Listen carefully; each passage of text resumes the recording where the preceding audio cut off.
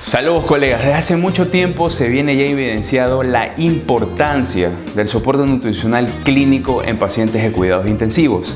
Pero la verdad, dos puntos les voy a encontrar que he estado revisando en la gran cantidad de información que me he puesto a investigar. Y es que primero debemos aplicar el One Size Fit All, que significa la medida es para todos igual, y definitivamente set and forget. Olvida, aplica y olvida. Y eso lastimosamente no es aplicable para pacientes de cuidados críticos debido a la gran cantidad de cambios a nivel metabólicos, endocrinos, nerviosos, que va a alterar definitivamente el manejo y administración de las macromoléculas. Si quieren saber más como un verdadero crack, todas las respuestas que tienen que ver con la parte nerviosa, la parte hormonal, la parte metabólica en los pacientes con ayunos, patologías y especialmente en pacientes de cuidados críticos, les dejo este link para que revisen el contenido nivel crack. Las piedras angulares principales de todo abordaje nutricional clínico, principalmente en aquellos pacientes de cuidados críticos, van a ser dos: el cálculo adecuado de las calorías y de las proteínas. 1. 2. No nos olvidemos el monitoreo y el delivery o la liberación adecuada según la fase del paciente en cuidados críticos. En el día de hoy nos vamos a centrar principalmente en el punto de las calorías, su cálculo y su correcta administración. Ahora, es importante principalmente tener un adecuado o correcto cálculo energético basal en los pacientes de cuidados críticos, respetando sus fases, y que será tema de otra masterclass. ¿Por qué? Porque los pacientes de cuidados críticos están en un mayor riesgo de síndrome de realimentación. Esto sin contar las situaciones de extremo peso, por ejemplo, pacientes severamente malnutridos o pacientes obesos críticos, pacientes añosos o adultos mayores que están en un mayor nivel de riesgo de síndrome de realimentación. Por lo cual se ha recomendado como el gold estándar la calorimetría indirecta.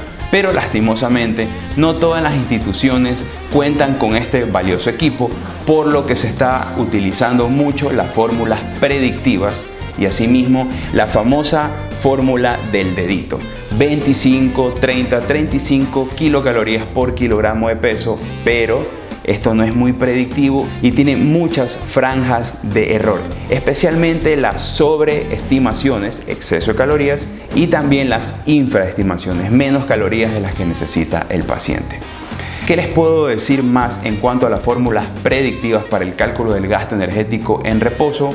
El siguiente gráfico. En el siguiente gráfico, que encontré en uno de los tantos papers que he estado revisando, podemos encontrar un sinnúmero de razones por las que el cálculo energético en reposo y su predicción es inexacto o totalmente comparado para los pacientes críticos. Vamos a ponerles dos ejemplos en el caso de los factores que alteran esta respuesta propiamente por las ecuaciones. Primer punto, vamos observando los factores que podrían afectar la exactitud, pero propiamente por las fórmulas.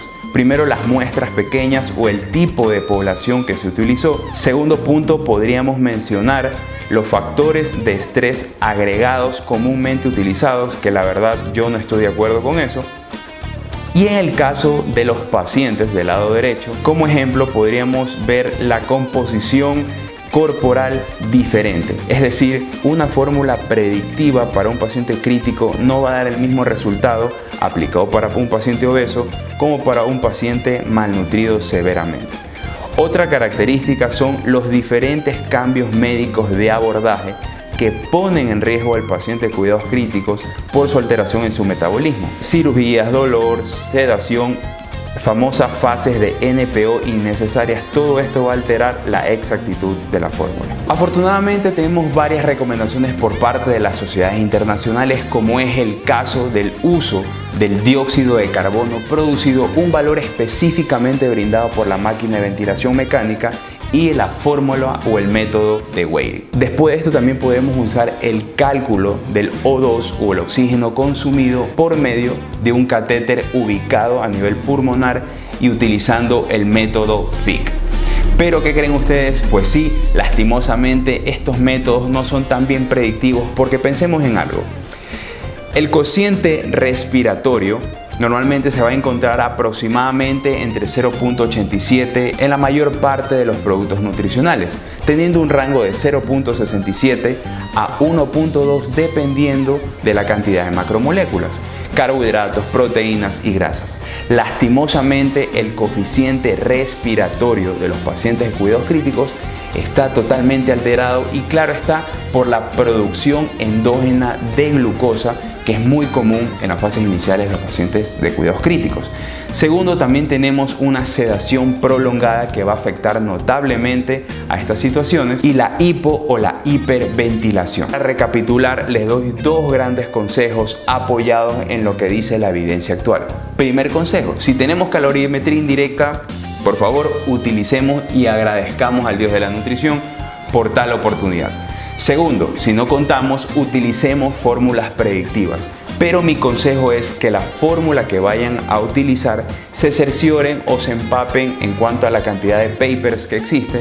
Segundo, conocer o al menos tener una idea en qué fase de la enfermedad crítica se encuentra el paciente. Y para esto los invito a ver mi video para entender un poco más el tema. Tercer y último punto: consideren por favor las fuentes calóricas no nutricionales y el famoso propofol, que son lípidos muy comúnmente administrados en cuidados críticos. Si les gustó el video, por favor, ¡tilín! ¡Campanas de Belén! Tiren de la campanita y suscríbanse al canal más crack de nutrición clínica. ¡Saludos, colegas!